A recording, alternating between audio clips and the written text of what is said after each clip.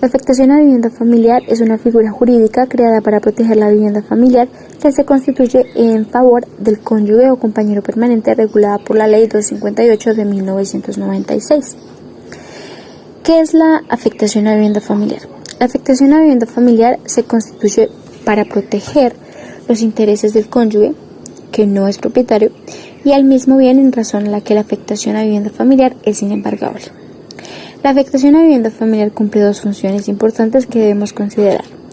La primera es que protege la propiedad del bien al convertirlo en inembargable. La segunda es que protege los derechos del cónyuge no propietario, puesto que una vivienda o apartamento con afectación a vivienda familiar por regla general no puede ser embargado, lo que materializa la protección de la vivienda familiar, puesto que impide que los terceros puedan perseguirla. De otra parte, la afectación a vivienda familiar protege los derechos del cónyuge no propietario, en razón a que el cónyuge propietario puede enajenar o agravar la vivienda solo con la autorización del cónyuge. Tenga en cuenta que la afectación familiar es distinta al patrimonio de familia. El patrimonio de familia. Cuando hablamos de patrimonio de familia no nos referimos a los bienes y propiedades que tenga una familia, sino a los bienes sobre los que se ha constituido el patrimonio de familia como figura jurídica que busca proteger al patrimonio familiar. El patrimonio de familia tiene como finalidad proteger la vivienda de familia, es decir, la casa o apartamento donde reside la familia, en razón a que el patrimonio de familia es inembargable. La constitución del patrimonio familiar se hace mediante escritura pública y se debe inscribir en la Oficina de Registro de Instrumentos Públicos para que tenga validez, y es por lo general de forma voluntaria.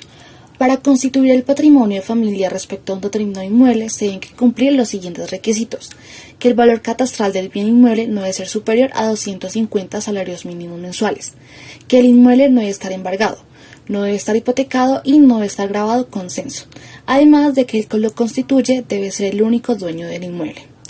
Para solicitar la constitución de un patrimonio familiar sobre un inmueble, se han de adjuntar por lo menos los siguientes documentos: la solicitud de que contenga el nombre de quien lo constituye, los beneficiarios y el estado civil, el certificado de libertad y tradición y el avalúo catastral. Existe solo un caso en el que el inmueble con patrimonio familiar puede ser embargado, y lo es respecto al acreedor hipotecario que financió la adquisición o. La afectación familiar está regulada según la Ley 258 de 1996, donde estipula, según el primer artículo, que el afectado a vivienda familiar del bien inmueble adquirido en su totalidad por uno de los cónyuges antes o después de la celebración del matrimonio destinado a la habitación familiar. Según las leyes que estipulan el patrimonio familiar, inicialmente la Ley 70 de 1931, luego modificada por la Ley 495 de 1999, y reglamentada por el Decreto 2817 de 2006, finalmente compilada por un decreto único reglamentario, el cual es 1069 de 2015.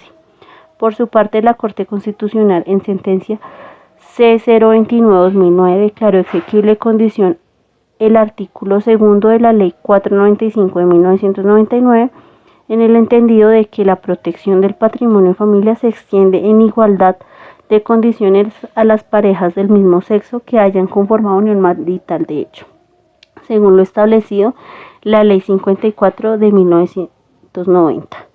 Por último, la Ley 861 de 2003 regula la constitución del patrimonio familiar sobre el único bien inmueble urbano o rural perteneciente a la mujer u hombre de cabeza de hogar. Diferencia entre patrimonio de familia y afectación a vivienda familiar. Son dos figuras utilizadas para proteger la vivienda de la familia, pero tienen algunas diferencias importantes. El valor del bien que quiera constituirse como patrimonio de familia no puede superar el valor de 250 salarios mínimos mensuales vigentes. Para la afectación de un bien inmueble a vivienda familiar no se establece ningún valor mínimo. No puede constituirse patrimonio de familia sobre un bien inmueble sobre el que se haya constituido anticresis o que se encuentre embargado.